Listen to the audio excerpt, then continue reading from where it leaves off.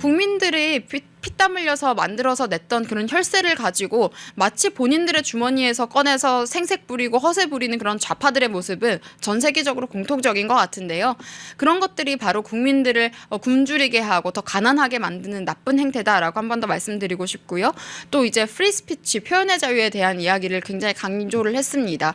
지금까지 정부가 검열하던 그런 제재들을 전부 다 혁파를 하겠다라고 이야기를 했는데 그것은 당연한 것들인 것 같고 지금까지 트럼프도 이런 좌익 세력들에 대해서 굉장히 그런 표현의 자유를 억압받아 왔습니다. 가령 CNN 같이 좌파 언론들이 왜곡 보도를 하거나 가짜 뉴스를 만들어 왔을 때 그런 부분들을 지적을 하고 이제 배제를 하는 것들에 대해서 뭐 언론을 탄압을 하느니 뭐 극우니 혐오 프레임을 씌웠는데 전혀 그렇지 않았었고요. 오히려 그 사람들이야말로 이런 표현의 자유를 억압해 왔던 세력이다라는 것들이 이제 트럼프 대통령의 지난 임기 때보다 지금 더 많은 미국 국민들 그리고 세계에 있는 많은 시민들이 공감하고 있다라는 말씀을 드리고 싶고 우리나라에서도 이런 가치들은 앞으로 중요하게 이야기되어야 될 가치들입니다. 그리고 지금 이제 10대, 20대, 30대의 신우파들이 가장 공감하고 있고 가장 강력하게 주장하고 싶어하는 가치와도 맞닿아 있고요.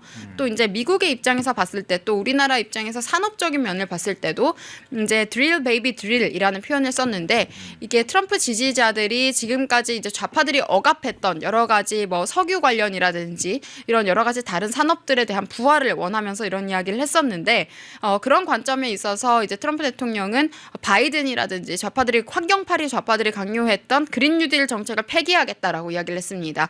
이 그린 뉴딜 정책을 폐기하게 되면 뭐 ESG라든지 전기차 의무화 뭐 이런 조항들을 이제 폐기하겠다라는 것들이 되고요. 이제 석유나 가스 시추라든지 기존에 있었던 자동차 산업을 다시 부활시킨다든지 이런 여러 가지 산업붕이 예상이 되기 때문에 미국에서 일자리도 다시 많이 생길 수가 있는 것이고 본인들도 지금 내수 경제의 활성화에 대한 기대감이 지금 미국 국민들이 높은 상황이고요. 이런 여러 가지 정책 기조, 산업 기조에 맞춰서 우리나라도 대응 방안을 사실 마련을 해야 됩니다. 그런 말씀을 드리고 싶고 또 하나 말씀드릴 것이 이제 첫 번째 행정명령으로 이제 국가 비상사태를 선포를 했습니다. 네네. 이것 때문에 이제 또 젊은 층에서는 지금 그러면 윤석열 대통령의 비상계엄과 같은 맥락 아니냐. 왜 우리도 선출한 대통령이 비상계엄을 이야기를 했는데 국가 비상사태라고 대통령이 판단하면 그것이 당연히 국가 비상사태인 것이지.